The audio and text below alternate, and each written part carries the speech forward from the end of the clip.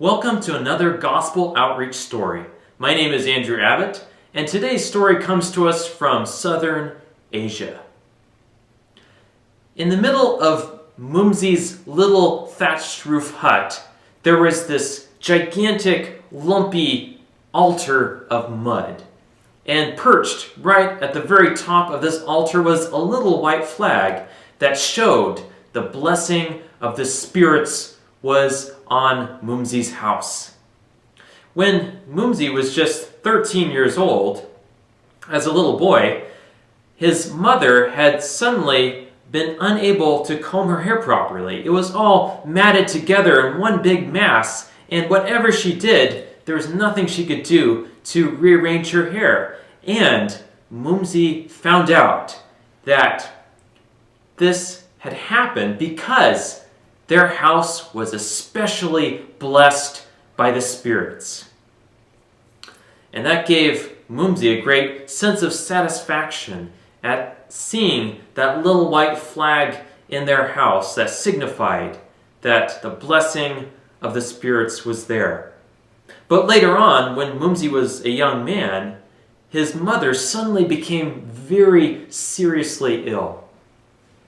The family members were all gathering around her. They were doing everything they could to relieve the pain and give her more comfort, but nothing seemed to help. They went to the altar and they constantly chanted prayers to the spirits, asking them to work on Mumsi's mother's behalf.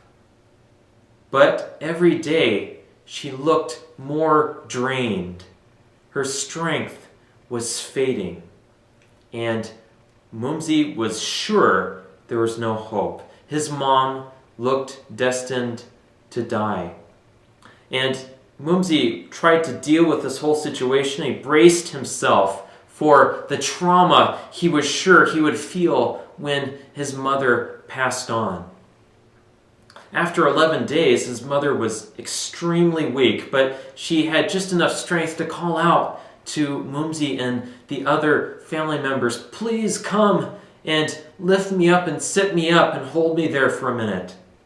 So they came over to her, gently lifted her up to a sitting position in her bed, but immediately she went unconscious. So they laid her back down.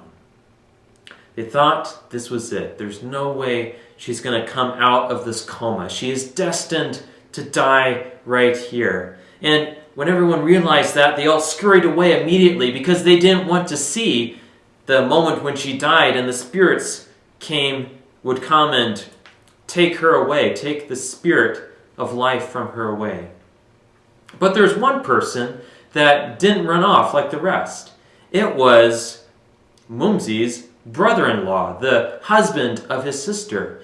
And he just stood there, laid his hand on Mumsi's mom, and began praying fervently to God for a healing in this house. He prayed that his mother would live through another day and her health would improve. And when Mumsi saw that, he was shocked. They had never, ever interfered with the will of the spirits in what was happening in their home. So he started talking harshly to his brother-in-law, saying, "Stop! No, don't do that! The spirits have cursed her. It's their will that she dies." But his brother-in-law didn't take any notice of Mumsi. He just kept standing there and praying over his mother. And the next day, when everyone checked on Mumsi's mom one more time, they found her still breathing. She was still alive. And the next day, they came back and checked on her. She was still alive. She was, in fact, reviving and getting better. And they noticed her strength as the days passed, starting to improve, starting to come back into her bones and muscles of her body. And eventually, her health was completely restored. Mumsi had seen a miracle, and he realized from that experience that Jesus, the God that his brother-in-law had been praying to, was more powerful than the spirits that he had been praying to and worshiping all this time in their home. And so after thinking about it for a while, he finally decided that he wanted to learn more about this God who had all this power. So he went off to a Bible college nearby to learn more.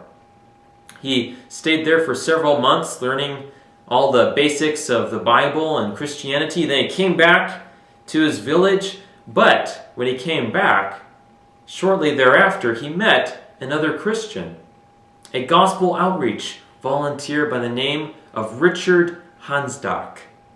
And Richard gave him a tract that was totally new to Mumsy. It talked about the Sabbath and how important the Sabbath is for a Christian believer. And Mumsy looked through the tract. He was astonished by what he read.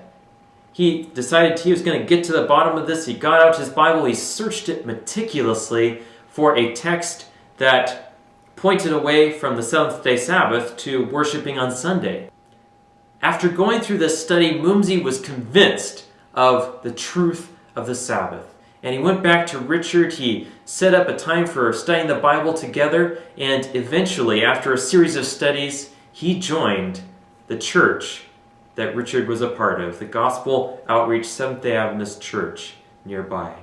Mumsy was not only introduced to a God who is stronger than all the evil spirits he had been worshiping, but he was also introduced to a special day of worship in which he could personally spend some time with God and develop a stronger friendship with Him.